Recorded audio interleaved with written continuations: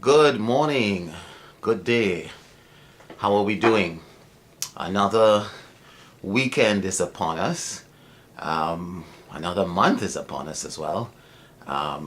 2017 is here with us and moving along rather quickly. So let's get on with it. We are just a few weeks away from the start of the Lenten season. Lent begins on the 1st of March, Ash Wednesday. And I encourage us to make the Lenten season a true time of spiritual preparation as we reflect on some of the major areas of our faith as Catholic. The Church affords us the wonderful opportunity of examining ourselves and looking at some of the important aspects of our Catholic faith. Well, let's get on with it for this weekend. This weekend continues the Sermon on the Mount, Matthew 5. We had the Beatitudes last weekend. This weekend we have the famous saying by Jesus, "You are the salt of the earth, you are the light of the world." And I want to particularize that this weekend. I want to begin with a question.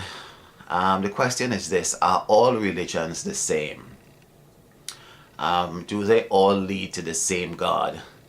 There's a story about three farmers taking their produce to the mill, and each one of them using a different route. The first goes around to the right, which is the most difficult and long way with potholes and barriers. The second goes to the left. This is the easiest route, and it is quite smooth, but it takes quite a while. And the third route is just over the hill. This is the shortest, but also the hardest. When they get to the mill, the owner is not interested in how they got there. He is only interested in the quality of their produce. So, three different farmers, three different routes, but in the long run, when they get to the mill, the person in charge is not concerned about how they got there. He's only concerned about the quality of their produce. Does this suggest to us that regardless of how you get to heaven, God is not concerned about how you got there? He's only concerned about the quality of your life. I do believe that everyone has a chance of going to heaven, regardless of their religious affiliation. God is not just going to say, okay, Catholics, come through. Non-Catholics, I'm very sorry, but you didn't make it. I don't think it's going to happen like that at all. I think God is going to judge us according to the quality of our lives, regardless. So that when Jesus says in Matthew 5:14, you are the light of the world, you are the salt of the earth, it throws some light on this matter, because light and salt comes to us in different qualities. Salt can be slightly salty or more salty, and light can be very bright or it can be a bit dim. And in this respect, I think Catholics have something unique to offer the world. We bring something different to the table, so to speak. So the question is, who are we as Catholics? What is the nature of our salt and what is the nature of our light? Are we truly different? Some people believe that to be a Catholic is very simple. It's just a matter of following the rules. But I think it goes beyond that. If you look back at the history of the Church, there are certain things that Catholics do particularly well. And these things define us according to who we are. First, Catholics believe and they promote a very personal God. Catholics promote a very personal God. There are religions that do not promote a personal God. In Buddhism, for instance, God created the world and then he just simply went on his way and he just left everybody up to their own devices. But that is not so. We believe in a God who is personal, who interacts with us, who gets into our private lives, who knows our most intimate thoughts and emotions. And this God touches us at the very deepest level.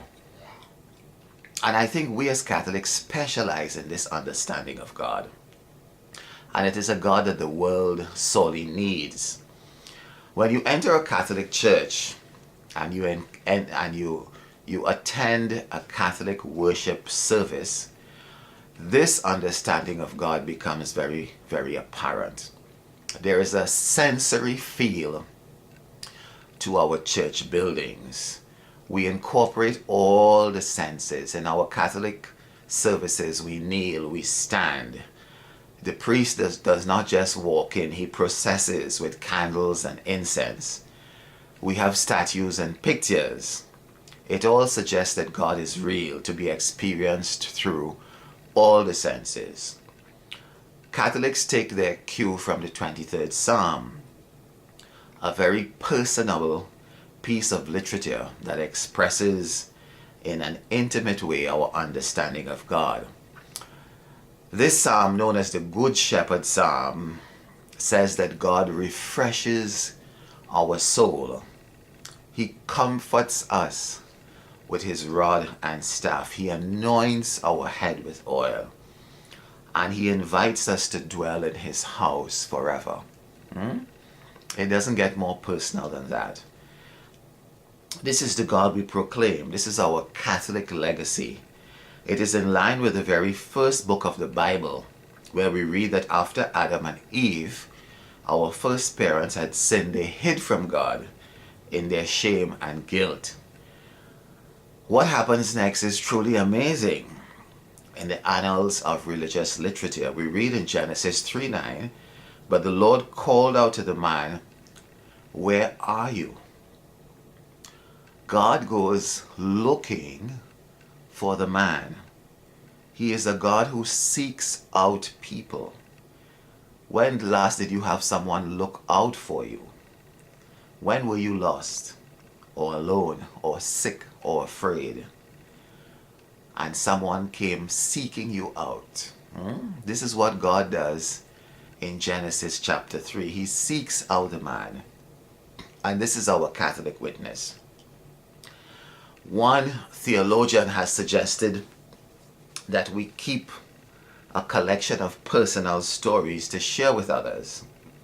It remains the most effective way of bringing people to God. We must always address the question, what has God done for you lately? Because this is the way God acts. He interacts with us. He does things for us. He seeks us out when things are not going well. Secondly, Catholics not only proclaim a personal God, we believe in a God who makes demands on us. God has expectations for his people. What does God expect of us? The answer is suggested in Luke 4:16-19, which says that Jesus came to proclaim the good news to the poor, to proclaim liberty to captives and recovery of sight to the blind, to let the oppressed go free, and to proclaim a year acceptable to the Lord. In the history of the church, we have taken these words to heart. It is about recognizing the rights of others. It is recorded that the early church, offered cities filled with strangers, orphans, widows, the homeless and the poor, a new family and community, a new way of life that freed them from many of the fears that tortured their neighbors. While pagans would only help their brothers, Christians treat all men as brothers. Catholics over the years have proclaimed this communal sense in specific ways in terms of respect for others, friendship, even across class divides, the value of each individual, and a commitment to justice and peace. This is how we interpret the demands that God places on his people, a demand to love others, especially those who are at risk. So when Jesus asks us to be the light of the world and the salt of the earth, it is not just a command to be nice or pleasant. It is a call to be a good Catholic. A good Catholic in terms of respecting others, treating others as family, a call to justice and peace, a call to believe in a personal God who takes care of his people. God bless you all and have a great weekend.